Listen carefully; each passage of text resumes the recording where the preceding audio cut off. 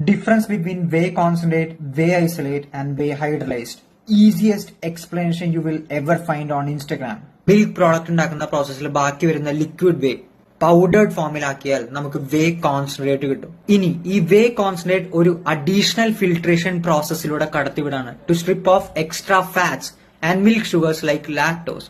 വേ protein കുറച്ചും കൂടെ purest ആയിട്ടുള്ള ഫോമിൽ എത്തിക്കാനായിട്ട്. അതുകൊണ്ടാണ് ടേം ഐസൊലേറ്റ് എന്ന് ഉപയോഗിക്കുന്നത്, ടു ഐസൊലേറ്റ് വേ പ്രോട്ടീൻ. ഇനി ഹൈഡ്രലൈസ്ഡ് വേ പ്രോട്ടീൻ നമ്മൾ വേ ഐസൊലേറ്റ് ഒരു അഡീഷണൽ പ്രോസസ്സിലൂടെ കടത്തിവിടാണ്, hydrolysis. What is hydrolysis?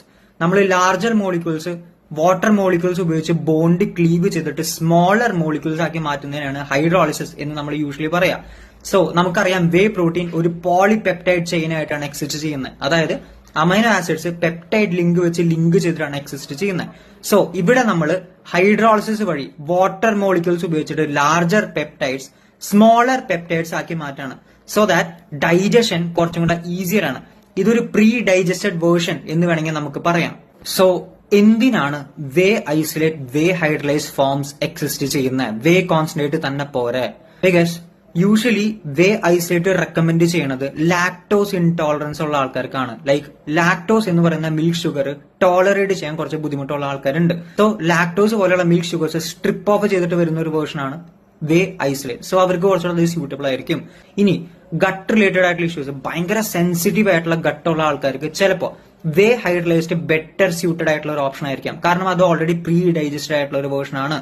So ഇതുകൊണ്ടായിരിക്കാം ചിലപ്പോ വേ ഐസൊലേറ്റ് വേ ഹൈഡ്രലൈസ്ഡ് ഫോംസ് എക്സിസ്റ്റ് ചെയ്യുന്നത്. ഏതാണ് ഇതിൽ ഏറ്റവും ബെസ്റ്റ്?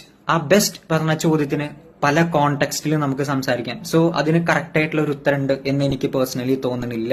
നിങ്ങൾ നോക്കുന്നത് അഫോർഡബിലിറ്റി ആണോ, നിങ്ങൾ മിക്സബിലിറ്റി ആണോ, ടെക്സ്ചർ ആണോ, ടേസ്റ്റ് ആണോ, അല്ലെങ്കിൽ ബെറ്റർ ബയോ അവൈലബിലിറ്റി ആണോ? പല ചോദ്യങ്ങളുണ്ട്, പല പേഴ്സ്പെക്ടീവിൽ ബെസ്റ്റുകൾ വരുന്നുണ്ട്. ബട്ട് എന്റെ പേഴ്സണൽ റെക്കമെൻഡേഷൻ എന്ന് പറഞ്ഞാൽ വേ ഐസൊലേറ്റ് ആയിരിക്കും.